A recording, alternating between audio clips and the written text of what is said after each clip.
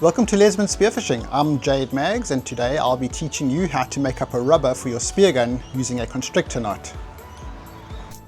So here I have a length of rubber band pre-cut to the desired length.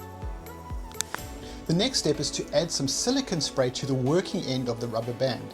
This makes it easier to insert the wishbone, it protects the rubber, and also makes it much easier to tie the constrictor knot. To insert the wishbone, I highly recommend using a T-bar like I am doing here. I've tried to use long nose pliers in the past and other homemade implements, but the T-bar is by far the safest alternative, as it's also much easier to get the wishbone in. To anchor the bead of the wishbone in place, I am using 1.8mm Dyneema line. First, I'll burn the end of the line just to make it easier to work with. I add a little bit more silicone spray just before tying the knot. This will allow the loops of the knot to tighten down properly around the rubber and prevent the bead from slipping out.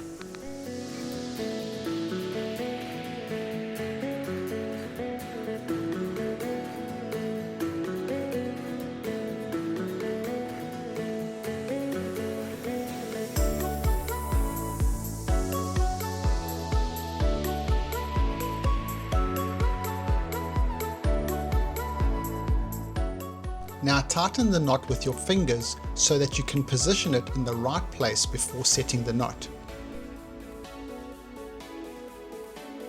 Here I am using 2 pairs of pliers to tighten or cinch the knot.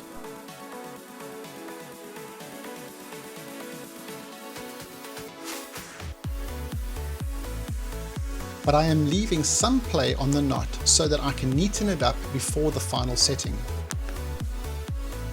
At this stage, your knot will almost certainly tighten up like this with a space between your loops. Make sure to pinch these loops together so that when you set the knot, it doesn't pinch the rubber between the loops. This adds unnecessary stress on the rubber and just looks untidy. Now do the final setting of the knot. I am using 2 pliers here, but I recommend anchoring one end in a vise if you can. This allows you to pull more firmly and also allows you to roll the rubber while you're setting the knot, which helps set the knot more smoothly. Cut both ends off the knot using a sharp knife, but just make sure that you leave about 3mm of line behind on each side of the knot.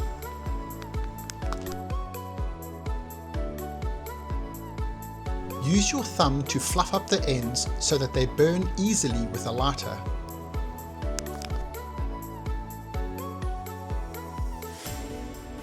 The flame always goes upwards, so you don't want to burn an end while it is facing downward, because you will probably burn other parts of the knot and the rubber. Rather face the end that you want to burn upwards. This makes it much easier to control the burn. Burn the ends, but be careful not to burn for too long. Just don't burn the rubber and don't melt the main wraps of the knot.